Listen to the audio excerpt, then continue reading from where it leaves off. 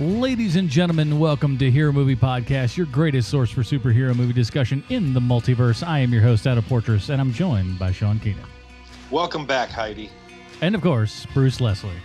I'm a prickly pear, but you can call me Prickly Castiglione this week. Keeping them undercover there, everybody. Welcome back to another year of Hero Movie Podcast. It is 2018. Feeling good. We're all wanting to go and just, make it the best darn year that we possibly can. And we decided to start this year off by kind of, getting into some unfinished business here. And reviewing this second half of The Punisher on Netflix. Marvel's The Punishers, if you want to, get into the supreme correct name of it all. And we'll be doing that, man.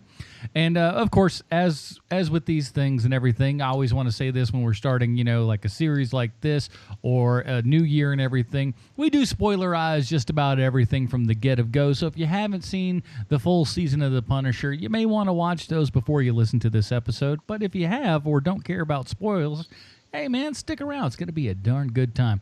And you know what else is a good time? When people go over to iTunes there and drop us a 5-star review, a.k.a. Humdinger. Humdinger. And this one comes to us from Brian R1066. I think that's his model number.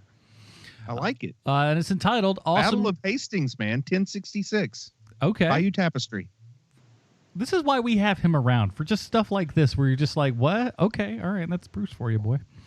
It's entitled Awesome Show, 5 stars. Very entertaining with impressive knowledge each and every show. Thanks for making my daily drive entertaining. No, thank you for making our show entertaining. To make for you, Brian R1066. We really appreciate that. And, of course, we appreciate anybody who goes down to iTunes, drops us a 5-star review, a.k.a. Humdinger. Humdinger. Ooh, it was like on a secret mission there or something. I don't know what was going on, but you know what? I like it. Speaking of things that we like, let's go ahead and take a listen to the trailer for Marvel's The Punisher. Gentlemen, I'm the only authority you will need. I point, you shoot. Did you kill the target? What did you see? Things over there were different. What we were doing was wrong. You did what you were supposed to do, right? Now, the only person you're punishing is yourself. Frank Castle? I got something I need to show you. I saw the video files. The U.S. military turns you into a hitman, Frank. I'm looking for Frank Castle. The Punisher? I think you know about my case. Castle's the last witness. We can either clean this up or let him take us down. They killed my family to get to me.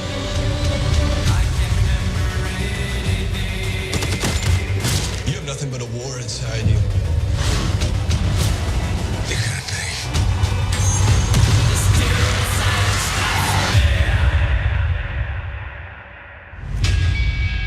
You stay out of my way. This is not your fight.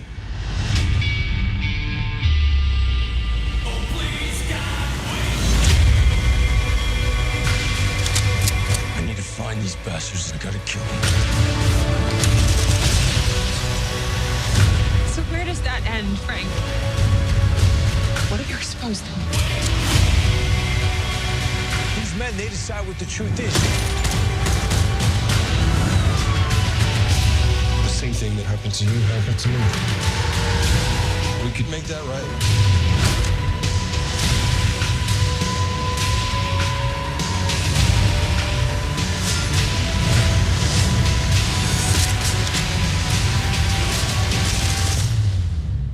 The world needs to see the truth.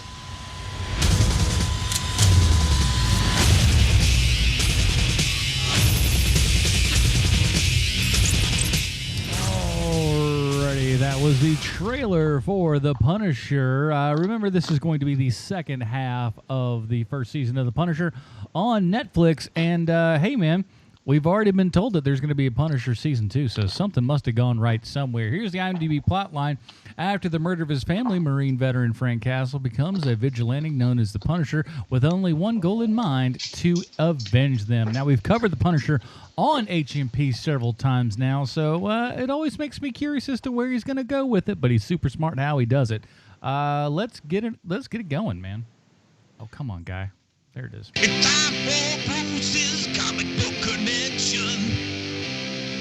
Bruce, what do you got for us this week? Well, Billy the Beaut Russo, also known as Jigsaw, and not to be confused with Tobin Bell's character from Saw, was created by Len Wein and Ross Andru and first appeared in The Amazing Spider-Man number 162. Jigsaw is considered the arch enemy of Punisher, so it makes perfect sense he would appear in this show. Now, Jigsaw's origin was detailed in issues 3 and 4 of the prequel limited series, The Punisher Year 1. I wonder where they got the idea for that title. Well, anyway, Billy Russo was born in an Italian-American family, kicked out and abandoned as an orphan by his abusive father at the age of 10. He went on to become a hitman for New York's Italian criminal underworld, where his good looks garnered him the nickname The Beaut. Now, I feel like we could use a few details to fill in the blanks from when he got kicked out of the house at age 10 to when he became a hitman for the mob, but that's all I've got at the moment. Now, just in case simply being a mob hitman wasn't enough to make it clear he's a bad guy, well, he got married, he had a kid, then he proceeded to beat both of them on a regular basis.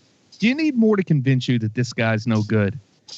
Well, he once forced his son to drown some kittens, and that's about as low as it gets. Now, puppies I could understand, but kittens, that's just uncalled for.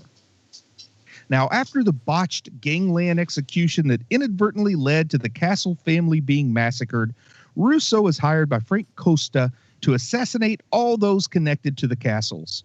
Russo kills all of his targets, with the exception, of course, of Frank Castle, who survives the bomb that that Russo had planted in Frank's house. A few hours later, the Punisher tracks Russo down to a mafia nightclub, but because it's Marvel, they call them Magia instead of Mafia. But the Punisher guns down all of Russo's associates, but he leaves him alive to send a message to organized crime. But of course, before he does that, he knocks him through a glass pane, and that reduces Russo's once beautiful face to a jigsaw puzzle-like mess of scars. You see, he was beautiful, so the Punisher messed up his face to take that away from him. This is how comic books and marriage works. Wait, don't tell anybody I said that second part. Back to Jigsaw. The formerly handsome gangster attempted to frame the Punisher for murder. However, the plan fails due to the intervention of Spider-Man and Nightcrawler.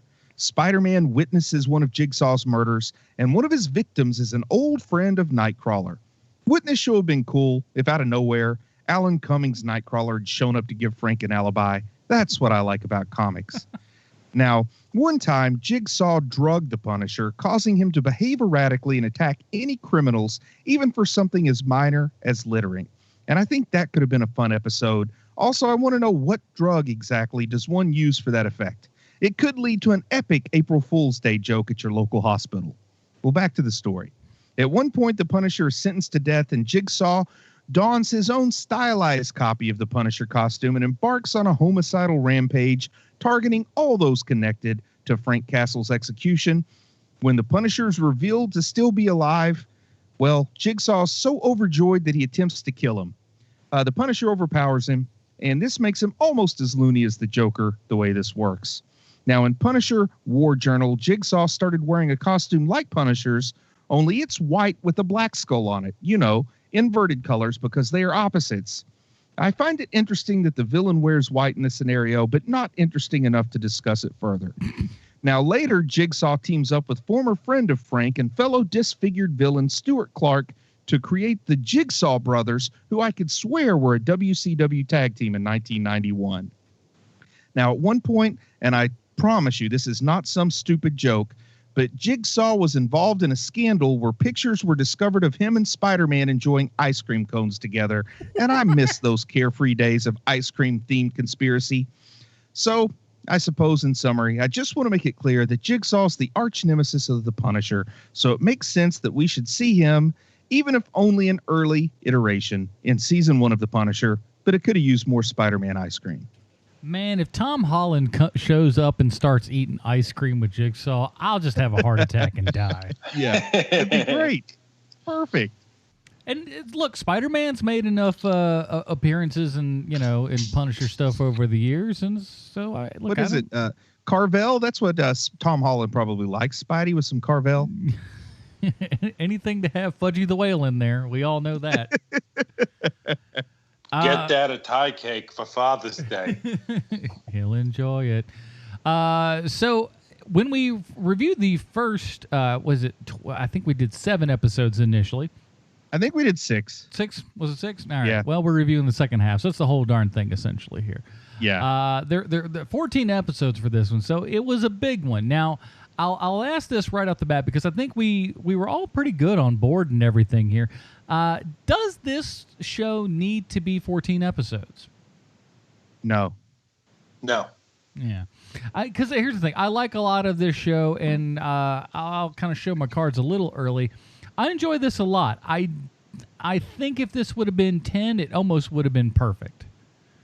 And because some of it is drawn out just a little bit, but I do like a lot of things that we'll do and that they do with it, especially towards the end, and we'll get into that, of course.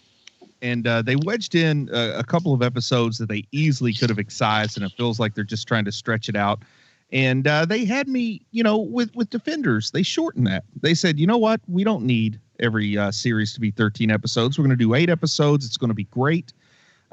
This could have handled a little 8 episodes too. I thought since they did them so close together, maybe this one would also be shorter, but nope, it was the full 13. Now, to their credit, I'll give them this. Each episode is not necessarily bang on in an hour. No. Like there's 55, there's 45-minute shows, so like they're a little all over the place, but not in a bad way. Yeah. I'm looking here at the summary for episode 7 because I got like little notes from each episode, and it's like nothing really happened here. 8, a little bit happens. Like they could have easily squeezed a couple of these into one episode. Frank tries to up his healthcare coverage. They really do kind of like wedge in that whole subplot. I guess that might have been in the first part, but with the young guy that kind of starts becoming a mad bomber or whatever. I don't know. I really like that, and I think that goes to really give the overall structure to this show and shows you that there are people that are similar to Frank, but obviously have gone down quite a separate path. If anything, I more enjoy that being in there than taken out. Me too. Because it also goes to Frank's state of mind. That, yeah, this guy's nuts, but he could be crazier, and this is what that looks like. And there's different ways to manifest, a psychotic thing. And we'll talk about it a little bit. Well, it really felt to me like they're staring down the barrel and saying, uh-oh, we're getting to the end too quick. Let's go keep him occupied for a couple episodes. Well, see, I think that's just because this show does, I think, have something to say about a lot of stuff. And I talked about it a little bit with the first half that we reviewed these things, is that this show has a lot to say about, about war veterans, about, violence and their depression and things of that nature and stuff that we as a society very often kind of just throw off and just go, it's a thing that's a...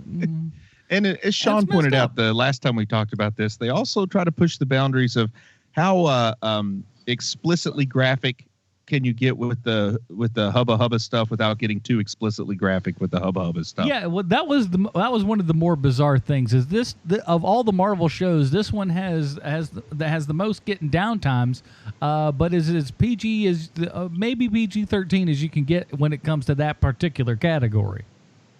For sure. It was We'll show you off-putting. every angle but the one you want. It was off-putting. It's the only time that I fast-forwarded through the series because, if I want to watch that stuff, I'll watch the real stuff. It's just like it almost becomes it's one of those things where it's like if you don't get shown something, it's almost worse than being shown it because you're just going, well, where's the thing that's obviously the thing that I should be seeing? It seems like you're purposely hiding it from me. Yes, thermometer. No. Good night, Bruce. But it just because we see violence aplenty in this movie. Aplenty. And, it just seems as in for a penny, in for a pound, says I, because this show is as mature audio, TVMA, as you can possibly get, And I just go, look, why not go? Like there's a weird thing that happens to people with their kids where and it happens more often than not, especially in a country founded by religious nut jobs. All the violence in the world is fine, but God forbid you see a boobie, and it really is amazing when you watch the show, because you see every manner of evisceration on the show. Yet, yeah, God forbid you see a pretty lady naked on screen, or some really, really handsome man's treasure, for lack of a better word. His Dragon Lance is what I like to call it. Oh, I love it. Dragon Lance. Bruce is writing more programs. All right. Well, there you go. So we come back from this, and now I forget exactly where this thing left off, because it's been a hot second since we left the last show. Bruce, do you have the actual get on point? We kind of pick up right about the time that Billy Russo kills Madani's partner, and she doesn't know that he's who killed her partner. Right. She's a little worked up about it. Oh, right. So, and I kind of feel like at the halfway point, the audience knows unequivocally that Russo's a bad guy, but I feel like they're also trying to play it like we're not sure if he's a bad guy or not in this second half. It was a little, a little puzzling to me the way they handled Russo. Like, I think he should have made a harder turn quicker. I don't know. I liked him kind of really just having that half in, half out sort of thing. I think we all kind of knew he was a bad guy, but I don't need mustache twirling. Yeah, but I think we could have had him as the big bad. I feel like they kind of smeared their big bads out and together a little bit instead of having one that was identified a little bit better here. Okay. They definitely didn't have a kingpin here. No, definitely not, and they needed it. Yeah, I think that's where this one was a little lacking to me, because Jigsaw is the Punisher's big bad. So if you're going to put Jigsaw in it, you need to really lean into Jigsaw. And I felt like, and maybe I'm wrong, but I get the idea that Billy Russo's not exactly a household name. I think a lot of people watching this don't know that he's Jigsaw. You know what I mean? I think there's some people, even after his face got cut up, may not have made the connection.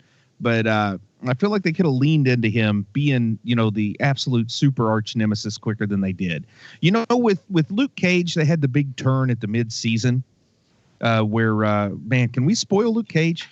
Spoilers for Luke Cage in the next 45 seconds. Okay, well, the best actor in the show dies at the midpoint. A new villain shows up. Right. And I didn't like that move. I didn't like that pivot. And here, I feel like they had a way to have Billy Russo essentially die at the midpoint and Jigsaw show up for the second half. And I think I would have been into that. I could see that. I don't know if I'm down with the character Jigsaw. Not really. I never have been. But again, I wasn't ever a fan of the Punisher in the first place. Nope. Let me retract that. As I've said before, I like the Punisher as a side dish, not as the entree. And so having his rogues gallery, as it were, and I guess it's Jigsaw and Manucci, maybe? That's about it. Yeah, Jigsaw and Manucci. And that's about it, right? So, and the Russian, of course. The Russian's great. But that's basically it. And so you can only go so far with this character. So yeah, you can't, once you kill this character off, because if you're gonna have the split happen where he turns into proper Jigsaw in the middle of this season, then what are they gonna do for season 2? I mean, there's not a whole lot of places they can go. Hey, that's when you bring in Paste Pot Pete. Stilt Man. Season 2 could all be about the ice cream cone, man. Cardiac. But they locked up Kingpin at the end of season 1 on Daredevil and still found a clever way to get him involved in season 2. But the Punisher isn't locking anybody up, Bruce. The Punisher is straight up murdering people. Well, he did let Jigsaw live, maybe. Oh, I think he totally lived, because we saw him in the room. Yeah, but they said they don't know if he'll survive, if he'll ever wake up from this coma. They were kind of trying to make us I shocked bet when not. he lives. No, I think I bet not. I bet he doesn't come back. I bet Looney Bin Jim shows up out of nowhere, his long lost brother. I love the the idea of he may totally remember everything. He may totally remember nothing. I kind of like that. It's so stupid and silly, but to me it works. It's like, okay, I take what you're putting down. One thing I like about the Punisher in the comics, and I'll argue and some people will disagree, but I think it even crosses over into the Marvel Knights and the Marvel Max imprint, but it mixes some of that extreme, gritty, jaw-dropping violence with still comic book elements. And I don't know that this show can make that pivot, because when when Jigsaw comes out of this, he is going to be a little wacko. He's going to be maybe a little touched in the head, sort of like a lightweight version of the Joker. And I just don't know how this show pivots with that in season 2. I think that they don't do that. I think that they go the opposite way with it, where he turns into kind of like a Lex Luthor type character, I think he gets more brutal, man. I think he's the anti-Punisher. I really do, because they kind of set that up. They're having their battle of sniper rifles and all this kind of stuff. I wouldn't even mind if he suddenly does pull out the inverted colors for a fight next season. That's true. I mean, I think he's going to become just as obsessed with Frank as Frank was obsessed with getting revenge for his family, I think that's what it needs to kind of go, is like he's just kind of like Frank's moving on and everything, and then like as soon as he thinks he's out of the woods, boom, they pull him back in. He's working at Baskin Robbins. Baskin Robbins always finds out. And, I'm not the only one to make this comparison between Jigsaw and the Joker. Back in the good old days when DC and Marvel would have occasional crossovers, it was the Jigsaw and Joker teaming up against Batman and the Punisher.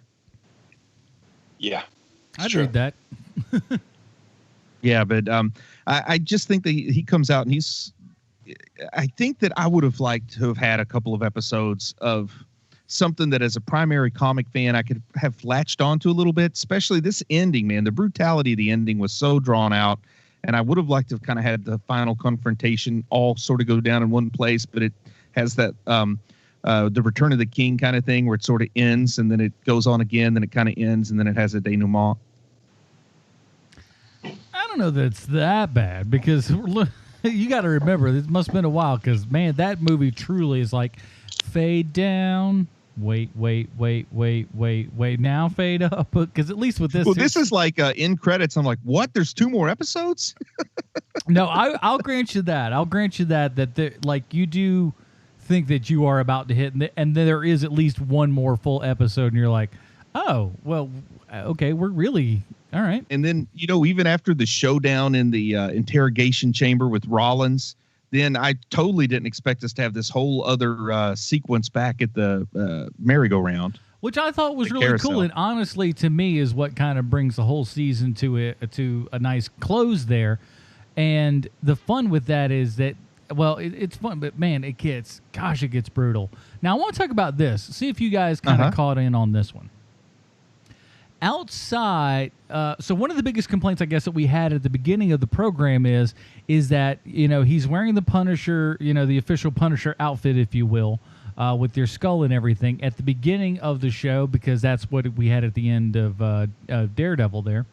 Yep. He's wearing that, and then he ditches it, and then he goes without that for a long time, and eventually, by the time we get around here to the second half, he dons it back for a while. No, he puts it on for the final showdown. That's it. There's a little bit before that, though, I think, but not by much. But by and large, here's the thing. I think that when he does that, and I think this is super smart, and I'd love for them to tell me that I'm wrong on this guess, is that when that is on, we are almost in comic book mode. So when he has that off, that's when we're getting the more serious kind of almost realistic to life sort of representations of guns and violence and everything. Once he puts that skull on, we get into honest to goodness comic book mode, to where instead of what he's doing is as brutal and horrifying as it is, somehow that skull almost gives us license to do whatever. And it feels like, not in a bad way, but it feels like the serious stakes are being taken away from us. Is that it's a little bit more light, and for some reason, with the skull on, you almost forgive him for doing the horrific, horrible things that he does while he's wearing that. Yeah, maybe. I don't know, man, because I just get thrown into such a weird place when we get that extended torture scene, where Rollins puts on his interrogation gloves, which, by the way, I need to get me a pair of those because you don't actually have to use them. You just have to put them on and people start behaving around the house. But anyway, we have such a long, drawn out, brutal scene, a whole episode essentially of just nothing but gory abuse of Frank Castle, that it's hard for me to get back into any kind of comic book mode after that for the showdown with Jigsaw. And I'll still say this, between Daredevil and this season, there hasn't been no one in the history of cinema who has taken more abuse than Frank Castle. Yeah, I agree, man. I don't think that exists. He's just a walking sack of hamburger meat. They rip him apart left and right, up and down, and all he needs is a good 25 minutes of a breathe down, and he's good to go. I've never seen anybody. You want to talk about Iron Man? This guy's a juggernaut. Yeah, he doesn't and stop. a lot of people that don't share my point of view on the Punisher say they're trying to make it gritty and a little more realistic and real world, and those things you see in the comics, this is what it would look like in real life. But also, he's dead way before the end of the show in real life too. Yeah, but I kind of like that too. I mean, because honestly, you're right. It's not realistic in as much as, yes, he definitely would be dead. But from a visual standpoint, and you got to have it at that because that's how these movies go. But in a regular movie, he gets beaten this bad, but he doesn't look this bad. It doesn't feel this bad. Yeah. And I think that's one of the things that this show does is it shows it has the visceral level that none of these other shows really have. Like even, more hardcore kind of stuff, it just doesn't get in there and makes you feel like, he's literally just coughing up blood 24/7.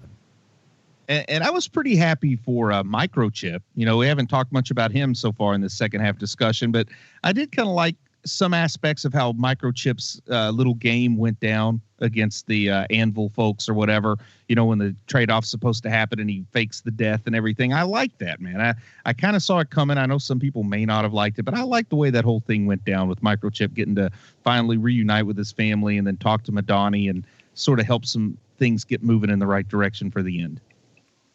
I thought that was really good. I like that character, and I like how he's portrayed here, and all the pieces for this. Here's the thing. You've got a lot of chess pieces on the board, right? And you've got to put them in the right order and get them in the right way and play the game just right, showing the audience just enough, keeping just enough behind the curtain, and play back and forth with that.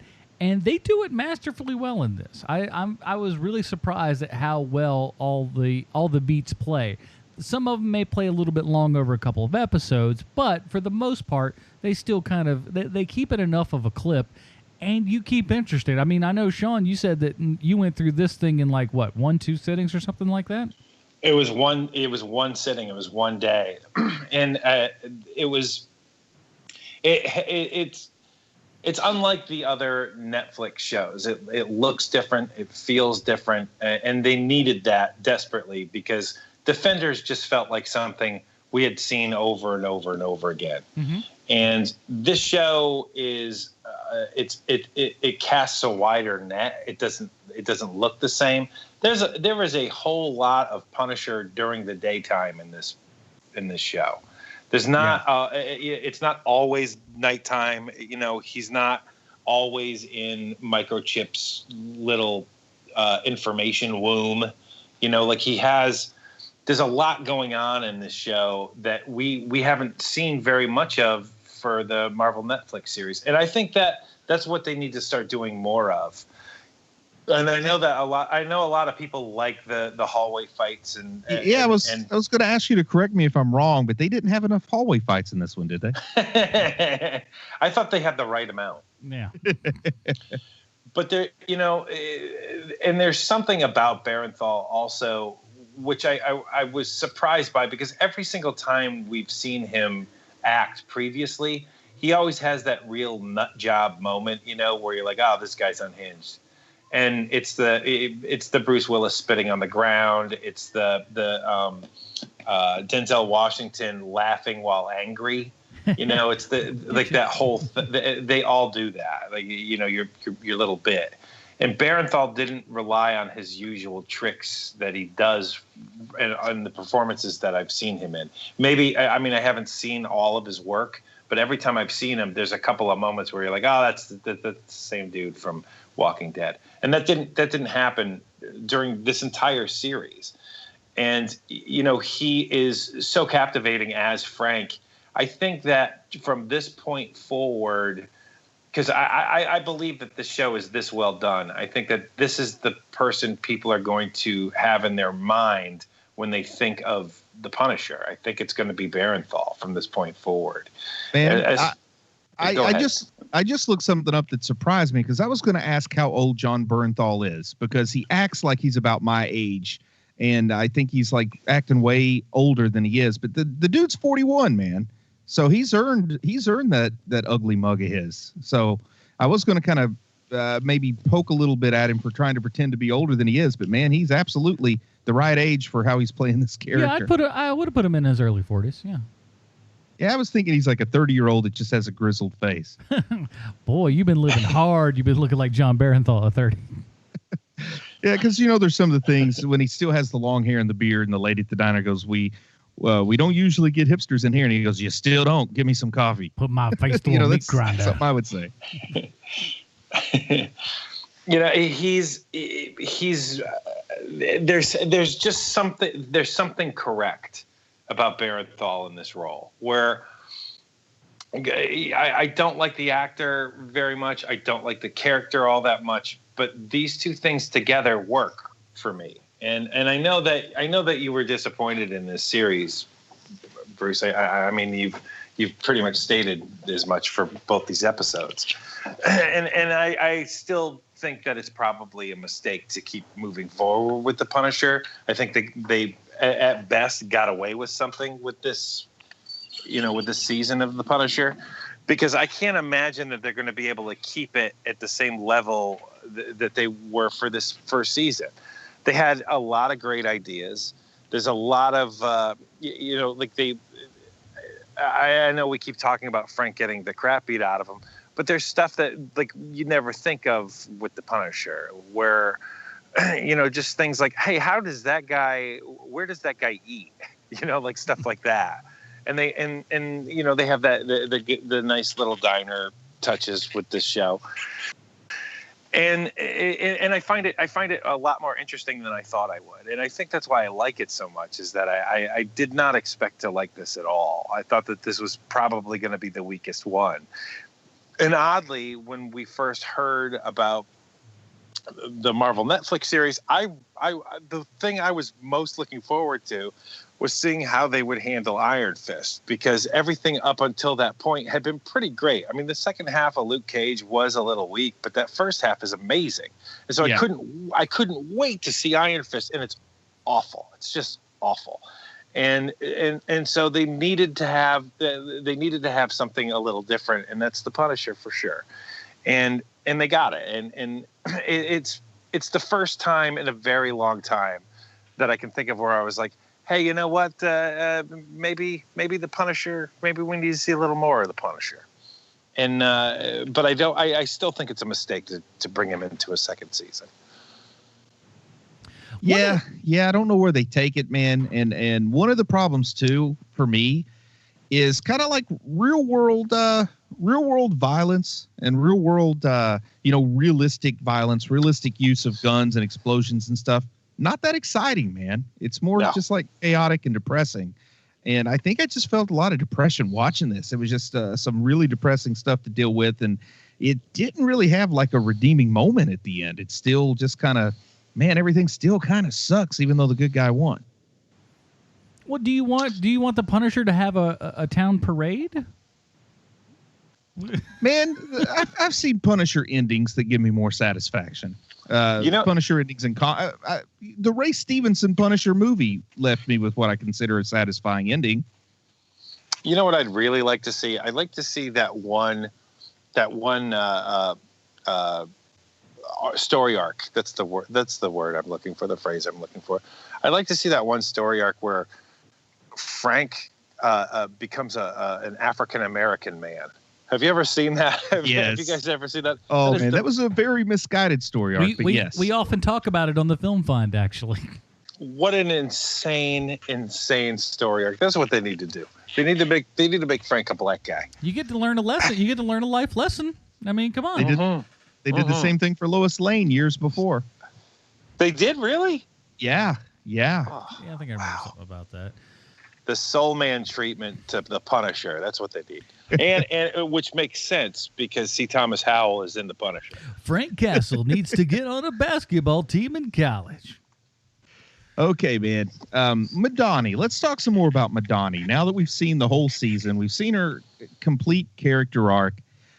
I feel like Madani was a little bit of a missed opportunity to introduce somebody that could have been a cool figure, like a Misty Knight level cool figure in the Netflix universe. And I feel like she didn't quite hit that mark, man. How do you guys feel about Madani? I feel like the second season could be her time to shine. Because she just took a bullet to the head, though. I mean, well, then that's my point. She's got to get in for a penny, in for a pound at this point. Now she's gotten to a level by the end. More wacko than Jigsaw at the end. She's gotten to the end at this point to where she knows who he is. She knows what he's doing, and of course, she's going to be on that I got to get the Punisher route, just as long as she can. But if she'd have gone halfway through the season and been like, "I'm on your side now, buddy," I wouldn't have bought that. But this one, with what they've gone through and what he's done and what she's seen him do and the relationship between the two, I buy her coming into that role a little bit more in season 2. Man, and how about this? Like in Smoking the Bandit 3, which I love to mention, where Jerry Reed drove the car instead of Burt Reynolds. How about in season 2, they have Lady Punisher. Madani becomes the Punisher and chases down Jigsaw. I think the only way to open season 2 is you have Frank in jail. Yeah, I like that. I like that a lot. It's the only thing that really makes any sense at all. And maybe the storyline can go one of two ways. It's either him breaking out of jail or him being almost like a Hannibal Lecter type character. Or they could have him passing through some town in like Oregon or Washington State where the local redneck sheriff just gives him a really hard time and finds out that he's more than he bargained for. Oh, man, like First Blood. Man, that would be really great, actually. That plot sounds awful familiar. Would Brian Dennehy also be in this movie? If they're doing it right, yes. But that would be good, man. It would be good. I could see this Barenthal Punisher doing that movie, which is a very Punisher-like movie in a lot of ways. Very different from its sequels, of course. No, you're right. Honestly, that could be a big... That wouldn't ultimately First Blood kind of thing wouldn't be a bad route for him to go down. I mean, you have to start looking at Frank Castle the way you look at the Hulk. Like Frank Castle is just trying to stay out of trouble, but trouble keeps finding him, and he gets to the point where, and I'm talking, the Bill Bixby Hulk, where he's like, "Don't make me angry. You won't like me when I'm angry." Like we need to see Frank just being picked on, kind of like he was at the beginning of this, where they all thought he was a little touched in the head, and then finally he can't take it anymore, and then he breaks bad on people. I like that better than watching him get I think we also got that this season. Yeah, but let's see more of that. That I can get into. I didn't like seeing him just taking that horrible torturing from Rollins there. What a long way the show came from when he's breaking down walls with a hammer and everyone thinks he's slow to where it ends. Yeah. What a very, very long road this character took in this series. See, I like that because half the time we don't have character journeys. No one goes from anywhere. They start one way, they end only maybe slightly different. And this, we had a full giant character arc for this. He kind of went into a circle, though. I mean, you say he went into the character circle, not the character arc, because he starts off where he succeeded at getting his vengeance. He has a new identity, and he's just going to lay low. And he ends this with he's got his vengeance and a new identity, and he's just going to lay low. Well, coming full circle still better than coming 10 degrees. Oh, bam! Put that on the sticker. I like 114 degrees. That's what I look for in my character arc. I don't want them going no further. But I think things have to be the same. Oh man, I miss the good old days of network TV where nothing really important could happen in an episode that wasn't corrected by the end. Ever. Like The Simpsons, we will never speak of Principal Skinner again. I'm sorry. All right, I won't get into it. I'll go down the line. So anyway, here's the thing. I also want to say this. This is something that I was glad that they did throughout the entire season. Obviously, they don't need. I want to stress this very much so. They don't need to do it anymore. We're done, and I think that they capped it off the right way. But I love Frank's origin story mixed throughout this entire thing.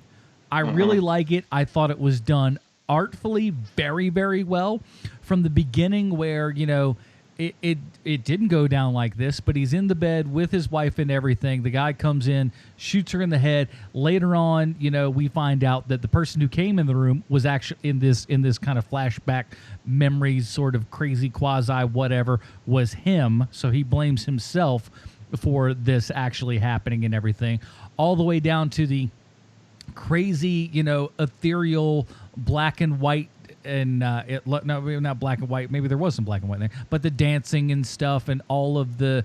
I love all that, and it's something that we've never seen before, and I think that's probably the best way that we've ever told the origin story of the Punisher. I guess all that origin story. I guess it looked pretty and stuff. Whatever. All that origin story flashback stuff gets mixed in with his weird flashbacks of mommy daddy time with his wife while he's getting tortured, which was kind of off-putting to me. So I kind of lump all that together, maybe unfairly.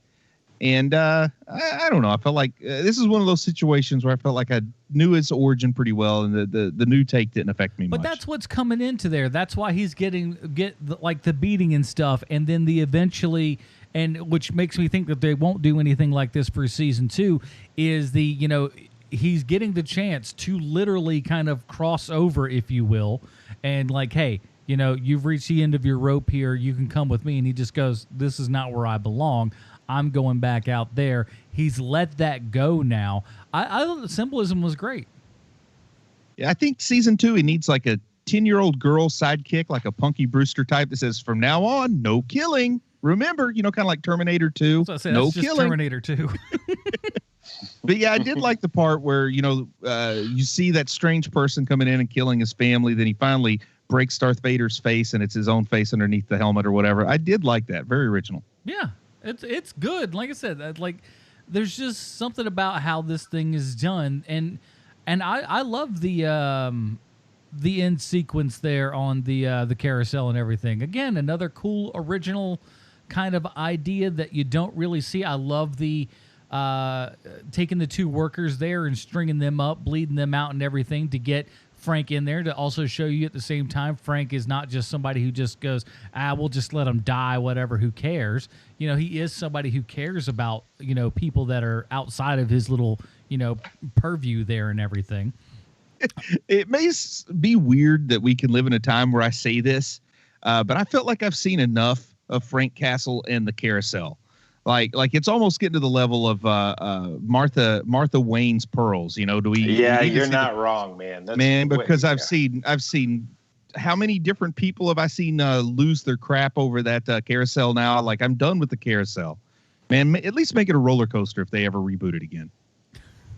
But they've done it. Well, that's the thing. At this point, I think they're done. I think they're done for a good long while here with that, and it works.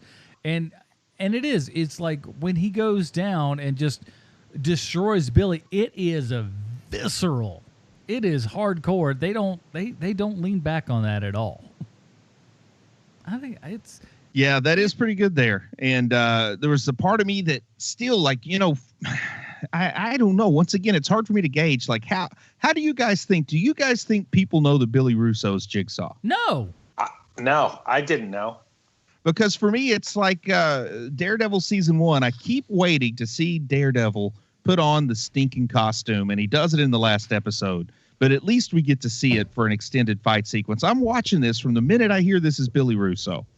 from the minute I see how this is going, I'm waiting to see his face revealed as Jigsaw. And we don't get it the whole season. That's great. We in a world where we're shown things way too early and everybody just wants to get things going, don't be DC, be Marvel. I don't know, man. I wanted to see Jigsaw's face. You're not going to convince him otherwise. Especially, at the time I'm watching it, there's no guarantee of a season 2. So I'm like, if I sat through all this and I don't even get one gander at what their effects department is going to interpret Jigsaw's face to look like, I'm going to be very disappointed, because I have high hopes that they're going to do for Jigsaw's appearance, kind of like what Nolan and Ledger did for Jokers. I kind of want to see this cool looking Jigsaw and not this goofy rubber mask Jigsaw that we had from the last movie that had Jigsaw in it. No, I think he's going to be just like, look, this show doesn't shy away from gross stuff, so I think he's just going to be mangled beyond belief, and it's going to be sweet. He's going to look like an Iron Maiden cover. Yeah, exactly. Or maybe they'll go down the Dr. Doom route where he's still incredibly handsome, but he has a small scar below his cheek, and he goes, "I'm hideous now." I don't know, because there were a couple of those where I was just like, oh, is he just going to get shot in the face? And I'm like, okay, well, okay. Oh my. Oh, that's going to leave. Yeah, he's doomed. Yeah, I am curious, I guess, to see where they go with Madani, but I just felt like I expected something cool out of Madani that I didn't quite get. I don't think she's I was all amped up to pull for her, and it just never happened. I like that character. I mean, I think the actress is kind of off for that role, but I do like the character. I think that she's a good counterbalance to Frank. That she's working inside the law to basically do the same thing. I think it's a neat concept, and she really is the opposite version of the Punisher. And it wasn't pulled off 100%. But I thought it was. I like that character. Is that character from the comics, or is that cut out of whole cloth? Whole cloth new character, from the best I can tell. But I do like, the idea she's been shot in the head. This head wound is going to make it so, for whatever reason, she's not going to get her job back in law enforcement. So she's going to have to find a way. If she wants to continue to pursue justice, she's going to have to ask herself questions about, maybe I am a little more cool with vigilantes than I thought I was. Well, I like her whole basic take of everything is like, at the same time, she goes like, it's heat light, if you will. She's just like, look, I'm letting you go, but I want you to know right now, I'm going to find you. I'm going to get you. I'm going to take you down. I don't care. It's like, I'm letting you off the hook this one time because it's only going to be advantageous for both you and me. But after this, we ain't friends no more. I'm coming after you, so watch it. I like that. And at one point in the comic books, didn't Microchip become a cyborg or something? I could go for that in season 2. I want a little more comic book in season 2. You just want someone to be a cyborg in everything. That's just been your goal since day one, and we all know it. Yeah, I want a cyborg turtle on Ninja Turtles. I'm looking forward to that in part 3. Oh boy, Sean front row. Oh man, I can't wait. In IMAX. Yeah, I have not one but 2 Casey Jones figurines on my shelf right now. Hey man, one can dare to dream, can't they? I don't know. And any other things here to talk about? I feel like we kind of covered the big characters.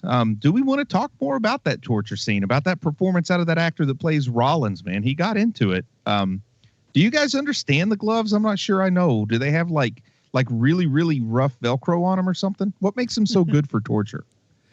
Here's the thing. But here's what I kind of got out of it was that he was a guy like, back in their military times and everything. This guy was not a grunt. This was a guy that went out and did his absolutely. Stuff. So in order to protect his sensitive hands, he's going to put on those gloves because he doesn't want his hands getting all messed up and all this other jazz. And it's a symbol of power for him to be able to put those on, and it makes him feel like a big man, Gets Plus, into it. And I gotta say, I did get a little giddy when he acted like he was going to cut out Frank's eye, because of the 3 of us, I'm probably the only one who's cut out human eyes. That's true. This is very. Let's never speak of this again. It's far more complicated than they made it look on the show. And then you just don't pop it out with a spoon? Yeah, I mean, you got to sever the nerve. You got to cauterize the nerve. Please. But it finally got me. I was like, okay, here's torture I can at least look at analytically. But then he never got around to pursuing. You know what we need to do, Bruce? You and I, we need to break this. We need to break down the scene in Hostel Part 1 with the blowtorch. Let's do that. Oh, terrible scene. Because I think the fans need to know what's real and what's not. But no, he's great in the role, and I love how he just man, oh man, does he just beat the snot out of him. And I love I love the end where we just go through, and I'm taking both eyes. that's how you just. Is there enough in there where we can kill somebody with just ripping their eyeballs out of the socket? Yeah, if you did it wrong. Okay, and it might be a slow death. It's not going to be instant death, but yeah. Not just shaking feet and then he's boop, there he goes, he's out. But I did shaking feet. Give me a little shaking feet on that death, and we're good. Cut. Moving on. And you know, when lobotomies were all the craze, those were done through the orbit. So I mean, it's pretty easy to lobotomize somebody while you're there taking their eye out. I'm literally about to pass out. It's the lobotomy craze here of the 1800s. Come on down, and get yourself a lobotomy, and stick it on your way out. Pretty much one psychiatrist that made a big deal out of lobotomies for about 15 years, and then he went away. Hey, I enjoy the Ramones song, so there you go.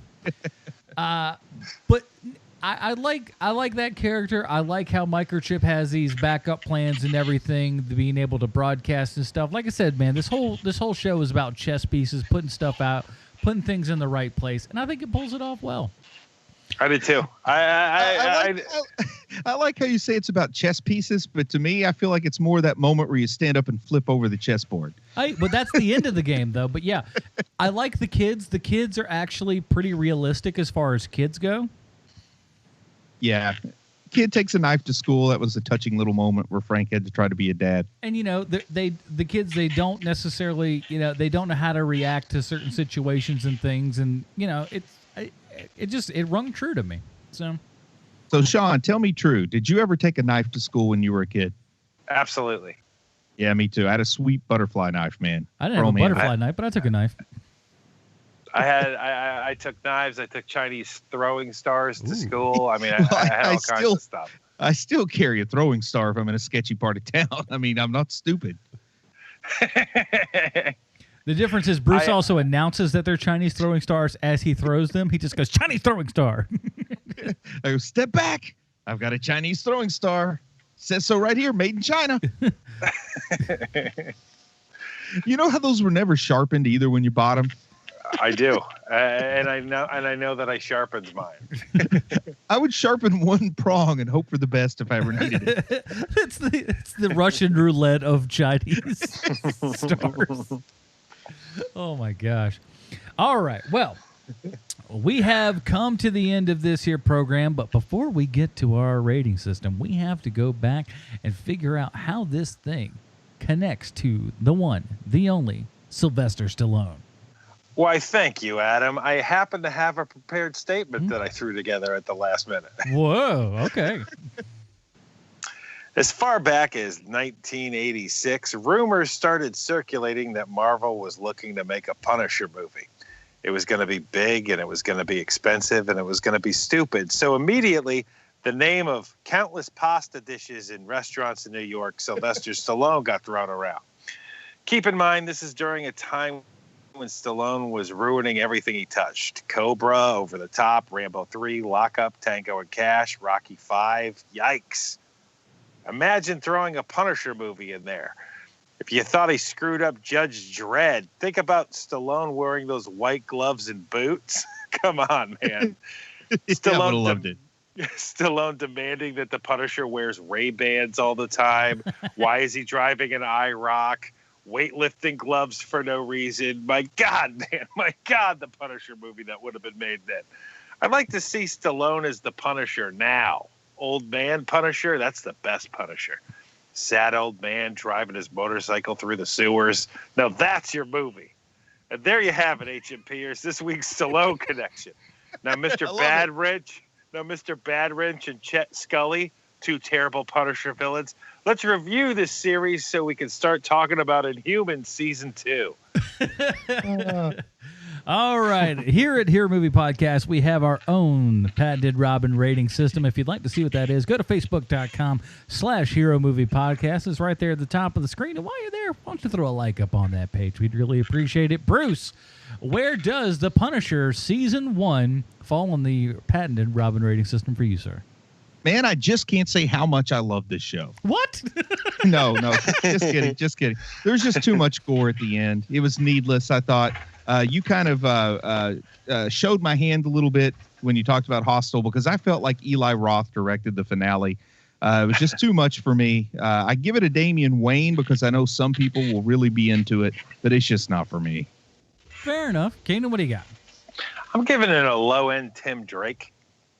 Netflix needed a win with their Marvel properties, and I think that this is it. You know, this is as good as The Punisher is ever going to get, in my opinion. I think that there's going to be a gaggle of teenage boys who think that this version of The Punisher is the coolest of all the Punishers. So it's a low-end Tim Drake for me. I'm just going to go Tim Drake straight on, right there in the middle. I thought it was pretty good. Again, you're right. I think this is the best that we've ever seen The Punisher. It was far better than we probably deserve in a lot of ways, especially considering how some of these things go. It's gotten a Season 2, so what they do with Season 2, who's to say? But, could be good. We don't know. All carousel. All carousels all the time. That's what I say, and that is honestly what the people demand. You know what else the people demand? The people will also demand that you guys go down to the iTunes, give us a 5-star review, a.k.a. a humdinger. Humdinger. We really appreciate everybody that goes and does that. And, of course, the people that support us over at patreon.com/HMP. There they get pre-show, post-show, extra stuff. I mean, for heaven's sake, this year's, Stan Lee read you "'Twas the Night Before Christmas." I mean, how much better can you get than that, ladies and gentlemen? Not very much, I tell you that. In the meantime, though, we don't know what we're reviewing next week. But in the meantime, Bruce, where can we find more of your work on the internet? Hey, 2018, it's a whole new year, but it's the same old great book, Nerd Spawn Genesis. It's the book you ought to be reading, guys. Do you think anybody got Kindles for Christmas? I would think a great many would do it. Why was I going into that weird sort of odd expectation? Take it from Elmer Fudd, folks. You want to read Nerd Spawn Genesis on your new Christmas Kindle? You got some Amazon gift cards. Why not check out Nerd Spawn Genesis? It's awesome superhero action comedy starring the three of us along with Little Steel and some bad guys, and it's way better than Punisher, so go check it out on Amazon. Nerd Spawn Genesis. I'm still going to be recovering from my apparent stroke, Keenan.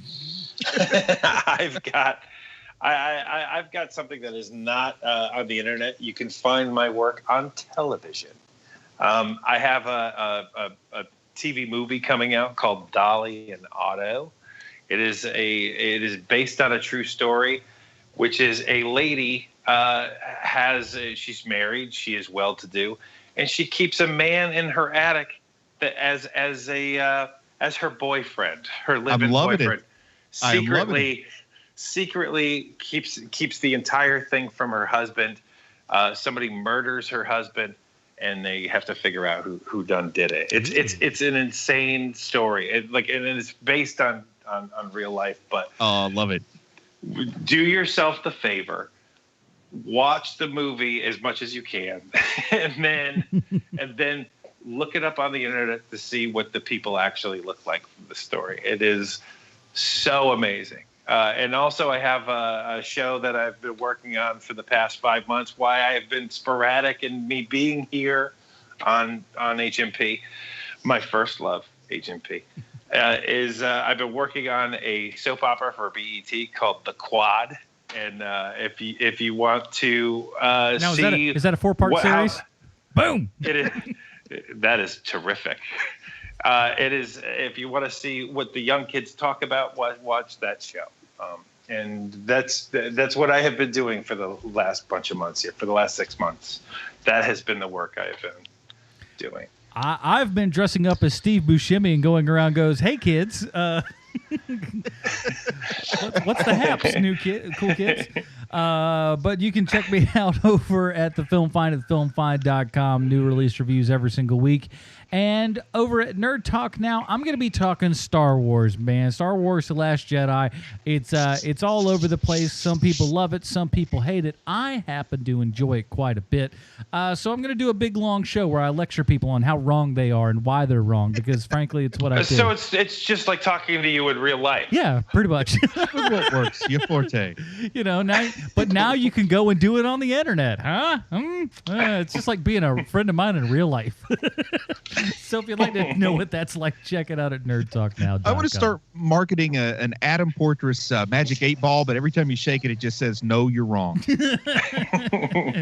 I approve. I'll sign that box. Thank you very much. So that is it, everybody. We're not sure what we're doing this week, the next week here, but check us out, man. We may do some. Yeah, let's do the Runaways. Fine. We're discovering it now. We're doing some Runaways episodes. So check us out next week. Until then, for Sean Keenan, Bruce Leslie, I'm Adam Portrais. Stay super, everybody. Bye, Marty and Evie.